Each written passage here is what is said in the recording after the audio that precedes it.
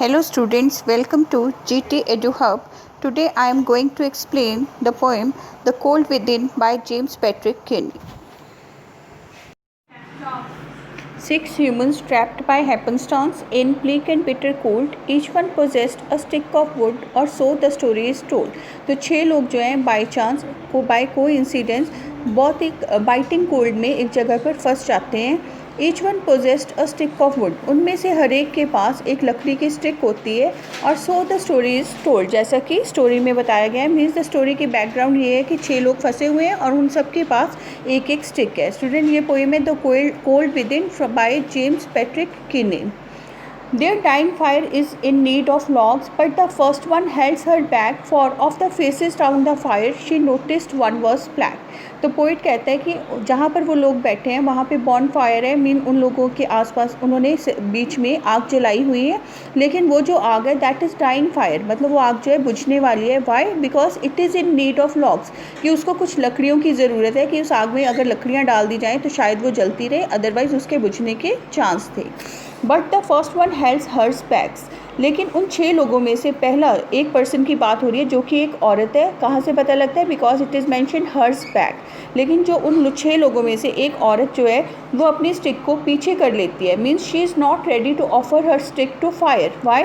Because for of the faces round the fire. For here means because, क्योंकि she noticed one was black, क्योंकि वो ये notice करती है कि बाकी के जो 5 लोग फायर के आसपास बैठे हैं उनमें से एक ब्लैक है. मीन्स एक का जो कम्प्लेक्शन है डार्क है. That one is not belonging to her क्या कहते हैं रेस. मीन्स शायद वो जो लेडी थी that was white and the man was black. So she thought कि he doesn't belong to my religion या my faith, then why should I give up my stick for his benefit. तो वो अपनी stick को आग में नहीं डालती.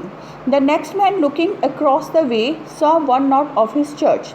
तो दूसरा आदमी जो है वो देखता है, आसपास देखता है, तो देखता है कि जो बाकी के बचे लोग हैं उनमें से एक उसकी चर्च का नहीं है.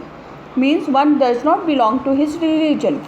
तो पहली जो औरत थी वो रेशियल प्रेजुडाइज को सबसे सफ़र कर रही थी, और ये जो आदमी है ये रिलीजन के हिसाब से मना कर देता है अपनी स्टिक देने को. क्यों? क्योंकि जहाँ जो बाकी लोग बैठे थे उनमें से एक आदमी जो है वो उसके रिलीजन का नहीं था. तो उसके अंदर जो है रिलीजन से रिलेटेड रिलीजियस प्रेजुडाइज था. And couldn't bring himself to give the fire his stick of birch. Birch होता है हार्डवुड ट्री जिसकी लकड़ी बहुत सख्त होती है.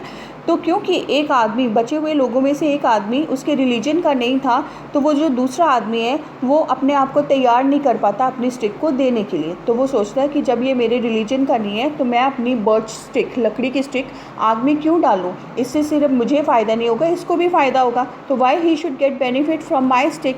तो इसलिए वो भी अपनी जो स्टिक है उसको आग में नहीं डालता. The third one sat in tattered clothes. He gave his coat a hitch. Why should his log be put to use to warm the idle rich? जो तीसरा बंदा था उनमें से, जो तीसरा पर्सन था, that one sat in tattered clothes. Tattered clothes होते हैं torn, ragged clothes. तो वो आदमी जो है उसके कपड़े फटे हुए थे. यहाँ पे इंडिकेशन दी गई है कि वो पर्सन जो है वो impoverished था, बहुत पुअर था. He gave his coat a hitch. तो वो अपने कोट को एक हिच देता है. मतलब एक हिच मीन्स होता है जर्क. तो अपने कोट को ज़रा सा जर्क देता है. क्यों? Why should he log be put to use to warm the idle rich. तो वो कहता है कि ये जो बाकी बैठे लोग हैं इनमें से एक आदमी ऐसा है जो बहुत रिच है एंड आइडल है. मीन्स जिसने जो है इनहेरिट की है प्रॉपर्टी, कोई काम नहीं किया, बिना मतलब के वो अपने जो है एंसेस्टर से प्रॉपर्टी इनहेरिट करके रिच बना हुआ है. और मैं इतना गरीब हूँ तो मैं इसको जो है वो अपनी स्टिक क्यों दूँ, मैं आग में क्यों डालूँ? क्योंकि अगर आग जलती रहेगी तो इस आइडल रिच को भी बेनिफिट होगा. तो इसलिए वो ये बात जो है उसको अपनी स्टिक को फायर में डालने से रोक देती है. तो इस तरह से यहाँ पर जो है पुअर एंड रिच के बीच में जो गैप है उसको हाईलाइट किया गया है. Then fourth, the rich man just sat back and thought of the wealth he had in store. तो जो बाकी चौथा आदमी था वो बहुत रिच था, वो वहाँ बैठा रहा और सोचता रहता है अपनी वेल्थ के बारे में कि उसके पास कितनी ज़्यादा वेल्थ है, कितना ज़्यादा उसके पास प्रॉपर्टी है. And how to keep what he had earn. और वो इन्हीं थॉट्स में जो है गुम रहता है कि जो कुछ भी उसने अर्न किया है उसको कैसे सेफ रखा जाए from the lazy shiftless poor. Lazy means idle, shiftless means lethargic. Lethargic means जो कि अपनी कंडीशन को कभी बदल नहीं सकते. तो वो सोचता है जो चौथा आदमी है वो कुछ नहीं करता है, बैठे बैठे अपनी वेल्थ के बारे में सोच के अम्यूज़ होता रहता है कि मेरे पास कितनी वेल्थ है, मैं उसको कैसे एंजॉय कर सकता हूँ और कैसे उसको मैं जो ये पुअर लोग हैं इनसे बचाऊँ। तो ये सोचते सोचते वो भी अपनी जो स्टिक है उसको फायर में नहीं डालता, वो सोचता है कि मैं पुअर आदमी को जो है इसका बेनिफिट क्यों उठाने दूँ। Then next was the black man. The black man's face bespoke revenge as the fire passed from his sight. तो कहते हैं जैसे ही जो ब्लैक आदमी था उसके चेहरे पे फायर की लाइट पड़ती है तो ऐसा लगता है कि मानो उसके चेहरे से रिवेंज बोल रहा हो, कि उसके मन में जो है उसकी जो लुक्स थी वो रिवेंजफुल जो है वो ऐसी शो हो रही थी कि उसके चेहरे पे जो था बदला लेने की भावना थी। For all he saw in his stick of wood was a chance to spite the white. Chance to spite the white. Spite means harm या हेट। तो जब वो आदमी अपनी स्टिक की ओर देखता है तो उसके मन में यही ख्याल आता है कि अब उसके पास एक तरीका है वाइट मैन से अपनी हेट्रेड को जो है सेटिस्फाई करने का, वाइट मैन को हार्म करने का। तो इसलिए वो भी अपनी स्टिक को जो है वो फायर में नहीं डालता। तो ये जो ब्लैक आदमी था उसके चेहरे पे रिवेंज के एक्सप्रेशंस थे और वो अपनी स्टिक ऑफ वुड को फायर में इसलिए नहीं डालता क्योंकि वो जो वाइट लेडी थी उसको बेनिफिट नहीं करना चाहता था, उसको हार्म पहुंचाना चाहता था। The last man of this forlorn group did not except for crane. और जो छठा आदमी था उनके ग्रुप में, फोरलोन होता है lonely, did not means nothing, except for gain means profit. तो जो आखिरी आदमी था इस ग्रुप का, इस लोनली ग्रुप का, उसने वो कुछ भी नहीं करता था प्रॉफिट के बिना। मीन्स अगर किसी काम में उसे प्रॉफिट ना होता हो तो वो उस काम को कभी नहीं करता था। He always thinks about profit.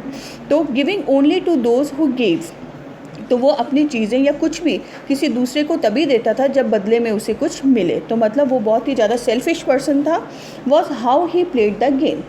Giving only to those who gave was how he played the game. तो इसका मतलब ये है कि जब उसकी जो बेसिक आइडियोलॉजी थी लाइफ की वो ये थी, उसका बेसिक जो थीम था अपनी लाइफ को जीने का वो ये था कि अगर कोई मुझे कुछ देगा तभी मैं उसको बदले में कुछ दूंगा। तो इसलिए वो भी अपनी स्टिक को फायर में नहीं डालता ये सोचकर कि अगर मैं डाल भी दूँ तो मुझे बदले में क्या मिलेगा।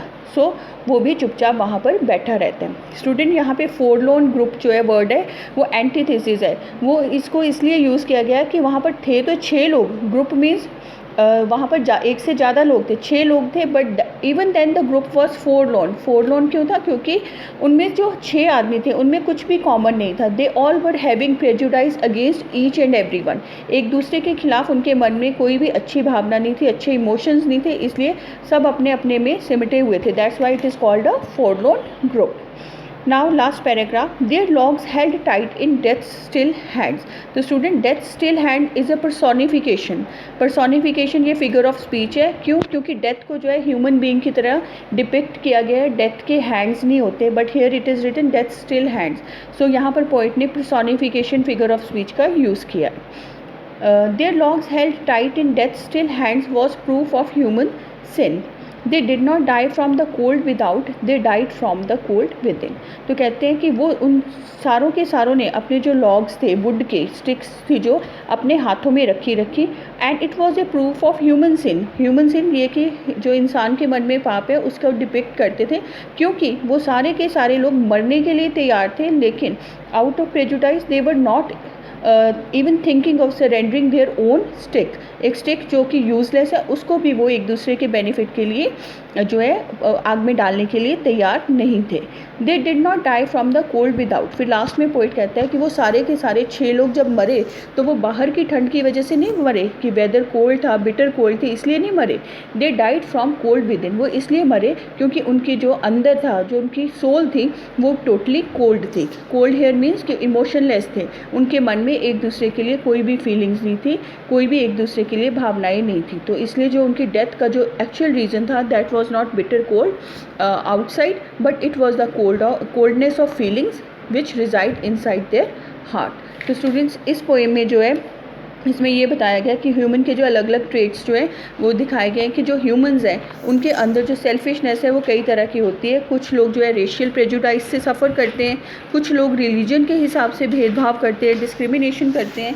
रिच और पुअर का डिस्क्रिमिनेशन भी हमारी सोसाइटी में पाया जाता है। इसके अलावा जो रिच पीपल हैं वो पुअर से हेट्रेड की फीलिंग रखते हैं। जो ब्लैक हैं अगर वाइट उनके साथ प्रेजुडाइज करते हैं तो ब्लैक के मन में भी रिवेंज की भावना होती है। और इसी तरह से इस दुनिया में कुछ ऐसे ऐसे भी सेल्फिश लोग होते हैं जिनको अगर बदले में कुछ ना मिले तो वो कभी भी किसी के लिए एक तिनका भी नहीं हिलाते। तो इस तरह से इस पोएम में पोइट ने बताया कि अगर जब भी किसी को नुकसान पहुंचता है, इवन उसका मेन जो रीज़न होता है, उसके मेन जो कॉज होता है, that is lack of human emotion. Thanks for watching this video. Please like, share and subscribe my channel to get more updates.